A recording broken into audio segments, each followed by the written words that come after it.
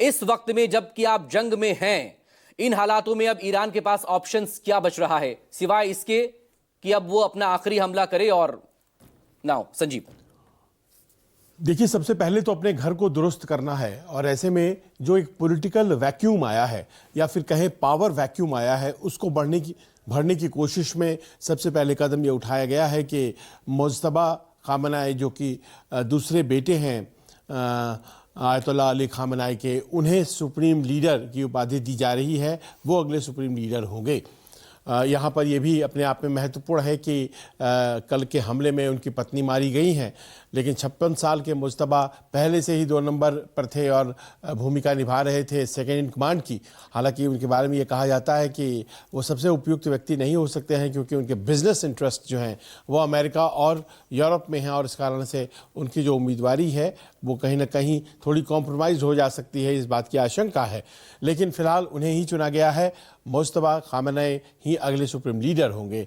इसके अलावा ये डिमांड कर रही है जनता इस वक्त ईरान में बाहर सड़कों पर निकलकर, और वो ये कह रही है कि जितनी जल्दी हो सके IRGC बदला ले उन देशों से जिन्होंने आयतुल्लाह अली खुमैनी को मारा है। और उनका साफ इशारा इस ओर है कि कितनी जल्दी आप इजराइल पे हमला कर सकते हैं। इजराइल पे हमला कर सकते हैं या नहीं कर सकते हैं, ये उन देशों को तय करना है।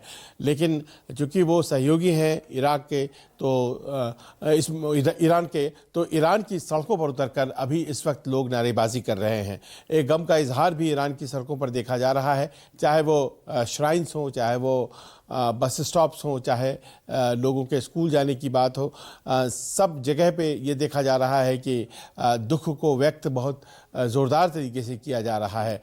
एक जानकारी आखिर में आपको मैं देता चलूँ कि ये अब चर्चा में आ गई है बात कि कोई न कोई तो है जो भेदिया है, जिसने गुप्त जानकारियां दी हैं, क्योंकि जिस महफूज तरीके से खामनाई को रखा गया था, तो जब तक कि कोई भीतर का आदमी वो एड्रेस नहीं बताता है तो फिर वहाँ तक पहुँच ही नहीं पाते जो अमेरिकी फोर्सेस थी। और ऐसे में जो नाम है वो एक ऐसे व्यक्ति का आ रहा है जो अभी तक बहुत विश्वसनीय माना जाता है, इस्माइल कानी।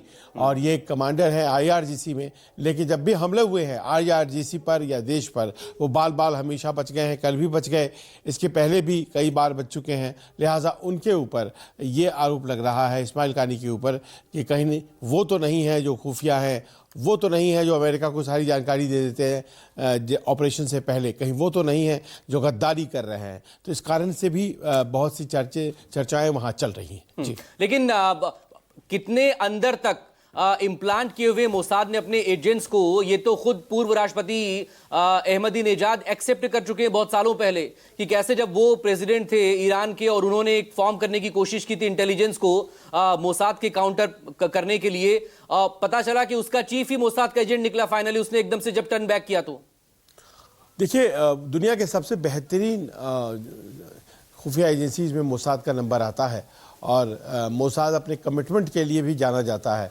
काफ़ी लॉन्ग टर्म प्लानिंग के साथ अपने टारगेट्स को अप्रोच करने के लिए जाना जाता है।